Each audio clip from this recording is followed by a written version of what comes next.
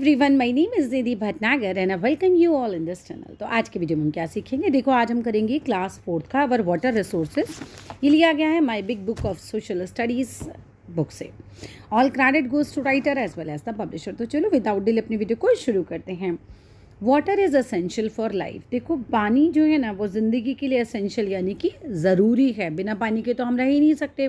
We need water to drink. हमें पीने के लिए पानी चाहिए, कुक खाना बनाने के लिए पानी चाहिए, फूड है ना, कुक फूड मतलब खाना बनाने के लिए पानी चाहिए, वॉश क्लोथ्स कपड़े धोने के लिए पानी चाहिए and do many other things. और बहुत सारे और काम हैं जिसके लिए हमें पानी चाहिए। Farmers need water to grow crops.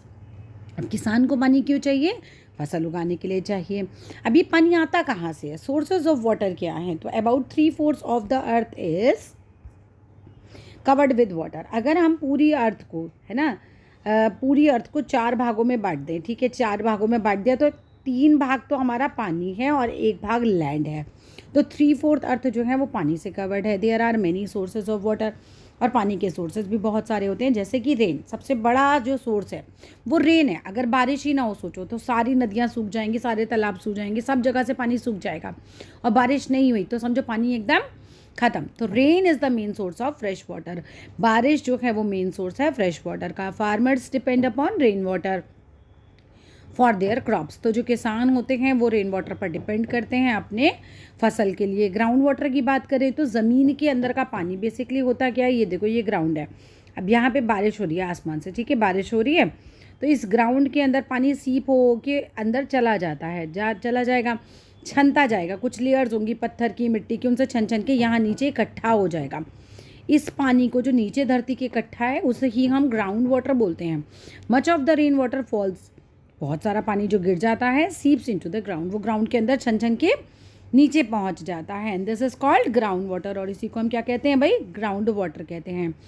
Pond's and lake. Pond's मतलब होता है तालाब और लेक्स का मतलब होता है झीलें। An area of water surrounded by land. ऐसा एरिया जो पानी से घिरा हुआ है इज कॉल्ड अ पॉन्ड। हम ऐसी लैंड को जो पूरा पानी से भरी हुई है या घिरी हुई है उसको हम क्या कहते हैं? वो पॉन्ड है।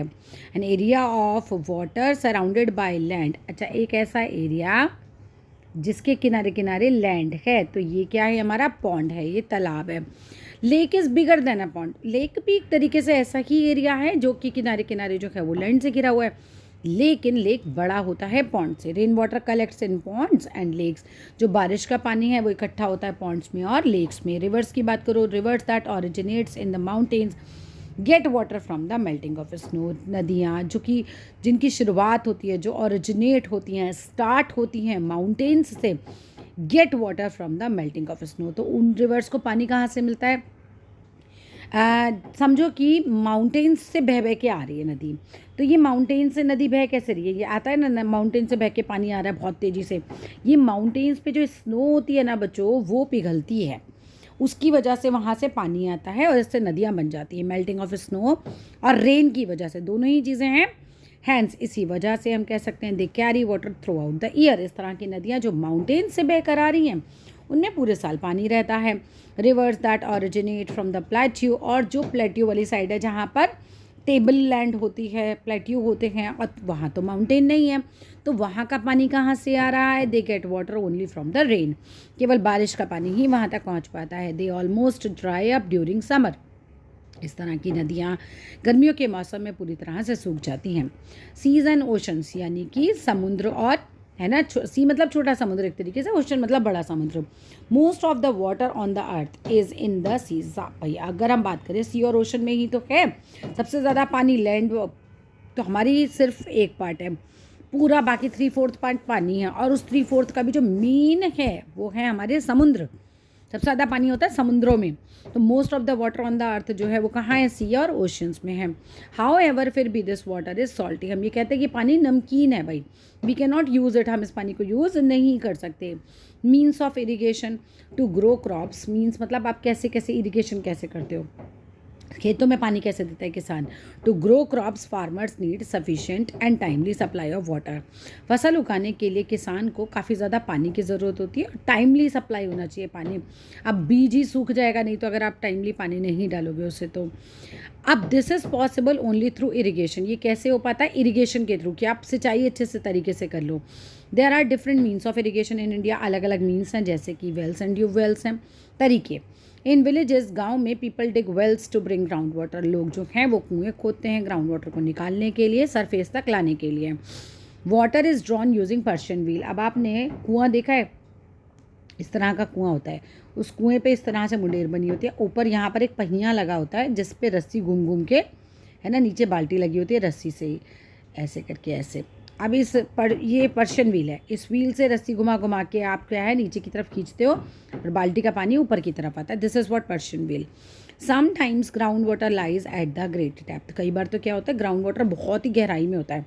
इन सच अ केस, इस तरह के केस में a deep hole is dug, और बहुत गहरा गड्ढा खोदा जाता है। A tube is sunk in the hole, फिर इस बेहद ही गहरे गड्ढे के अंदर ट्यूब डाला जाता है इस तरीके से in the hole, and water is brought up by using electric pump, और इलेक्ट्रिक पंप है ना, बिजली का पंप होता है, उससे पानी को बाहर निकाला जाता है इस पंप से।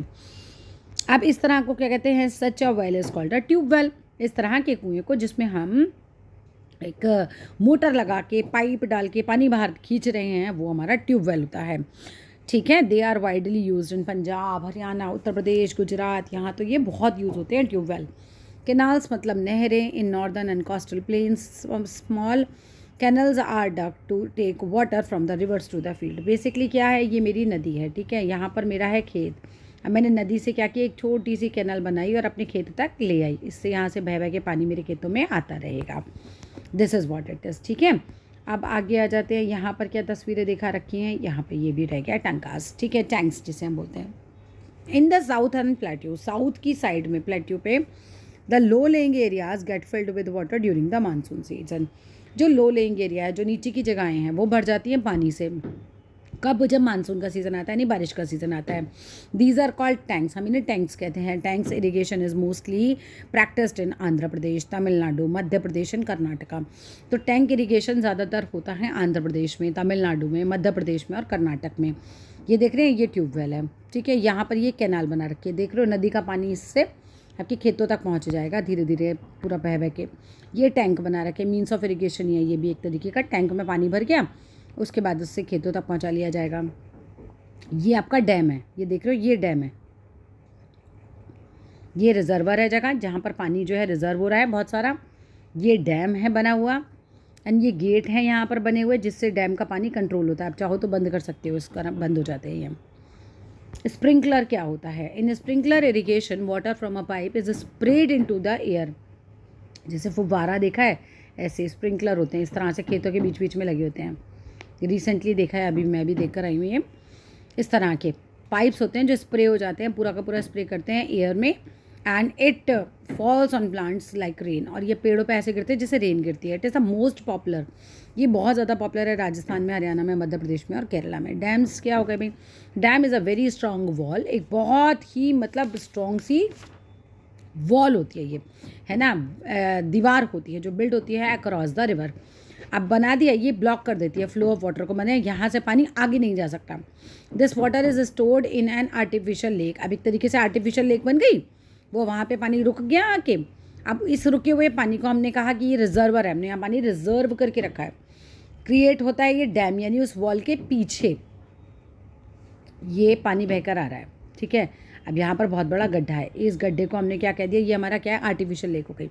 यहाँ हमने दरवाज़ा लगा दिया बहुत बड़े बड़े, अब हमने इस दरवाजे में एक दीवार बना दी, ये डैम हो गया, यहाँ दरवाज़ा लगा दिया, ठीक है, ठीक है, ये दरवाजे होते हैं, जब चाहें आप इसे खोल सकते हैं और पानी का फ्लो आगे जा सकता है इस तरीके से।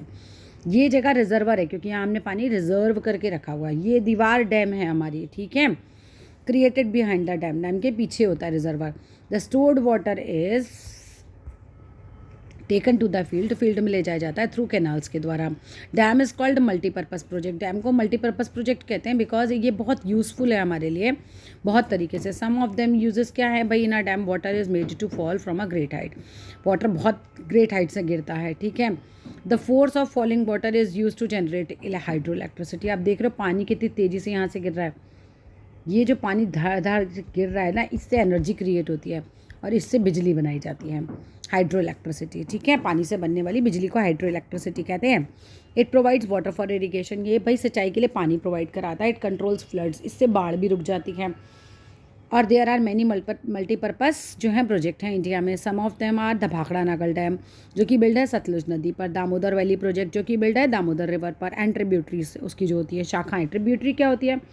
बहुत सारी छोटी छोटी नदियाँ हैं, ये आ रही हैं, ठीक है, और ये आके मान लो ये गंगा नदी में मिल गई, तो ये गंगा नदी की ट्रिब्यूटरियाँ हैं, समझ गए? शाखाएं जो छोटी छोटी नदियाँ बड़ी नदी में आके मिलती है उसको ट्रिब्यूटरी बोलते हैं। द सरदार सरोवर डैम जो है वो बिल्ड है नर्मदा नदी पर, और द मेट्योर डैम जो है वो बना हुआ है कावेरी नदी पर। अब ये तो याद करने वाले पॉइंट हो गए। अब ये एक चीज़ हमारी छूट गई थी, और कोई चीज़ छोड़ना मत, मतलब कहीं से भी पेपर बन जाता है तुम्हारा। तो the Tehri dam build on the Bhagirathi river in Uttarakhand is the highest dam है इंडिया का ये। द हीराकुंड डैम जो कि बना है महानदी नदी पर उड़ीसा की, वो longest dam in India. Most important है, ये आने ही आने हैं क्वेश्चन, ये समझ लो। यहाँ फिनिश होता है मेरा ये वीडियो। अच्छा लगे तो लाइक कर देना, शेयर कर देना, सब्सक्राइब कर देना। Thank you.